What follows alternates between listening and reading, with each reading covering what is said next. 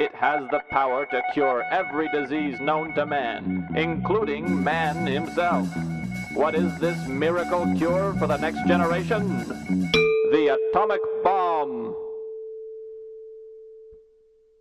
Sometimes you just want a little peace and quiet. Other times, maybe you'd like the freedom to do what you want, when you want, where you want, without anybody casting judgment or getting in your way. And on still other occasions, you'll find yourself in long lineups at public restrooms. You just want to go for a poop, but the guy in front of you is on the phone and he won't stop talking to his friend about how he's going to take a poop and he's going to do it before you. In any of these highly plausible scenarios, you may sometimes find yourself wishing that everyone, or at least almost everyone else, is dead. To help you figure out if this is the route that you want to take, we're going to be reviewing Post-Apocalyptic Living in this week's episode. Now, we won't be looking at how the world ends up this way. That'll almost certainly be done in another episode. So we're going to work from the classic model where nuclear bombs or some kind of plague have killed 99.99% of the human race, leaving everything else relatively intact, yet still looking decrepit in a cool kind of way. When we get right down to it, the post-apocalypse is a real power fantasy. No longer do you have to work, pay taxes, obey any man-made laws, or get yelled at if you decide to take a dump beside the toilet. If you are poor in the before times, there's nothing to stop you from going all the way up to a top floor penthouse and draping your dick in some rich person's diamonds. I really hope I didn't just start a new trend in bling. Yep, there's nothing to stop you from going up to that penthouse, provided you're willing to put up with climbing the 40-odd flights of stairs to get there.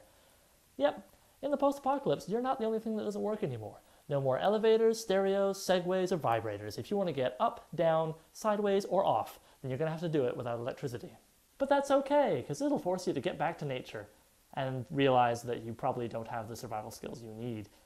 However, you can always be clever and charge over to the nearest library, which hasn't been ruined, and start boning up on how to purify water or plant crops. However, for heaven's sakes, please be mindful of the large pockets of irony that tend to cluster around these locations after society has collapsed. With society having collapsed, you could rebuild and do things your way, the right way. Except, if everybody else is dead, you can't really have a society. If this is one of those post-apocalyptic scenarios where there are actually some other survivors, well, you're still not in a good place, because those other survivors are going to have their own ideas on how to build a utopia in this radioactive wonderland. Besides, any ideas you have will have been formed in the before times, and the likelihood of you having shed things like greed or hate is roughly up there with the chances of you finding a pack of female mutants that all have bosoms for heads, hands, and feet. That doesn't mean that you should give up looking, though. Keep reaching for that rainbow, champ.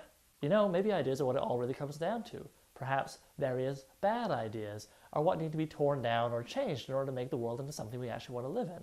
Perhaps idle fantasies about a strangely hospitable wasteland full of adolescent wish fulfillment aren't the route to take, and instead we should work on improving what we already have so we no longer feel like we have to blow it all up and start again.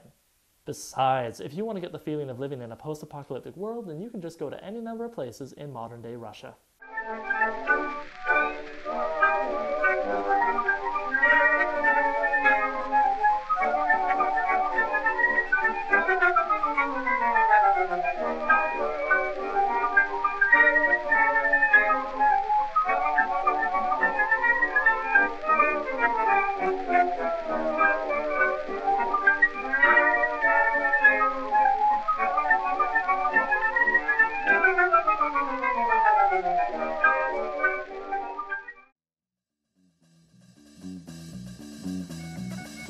Well, gee, thanks, Oliver. Now you've made fun of Russia, and I'll soon have one of Putin's thugs sticking a radioactive isotope in my leg with his novelty umbrella. Way to rain on my charade, Brackenbury.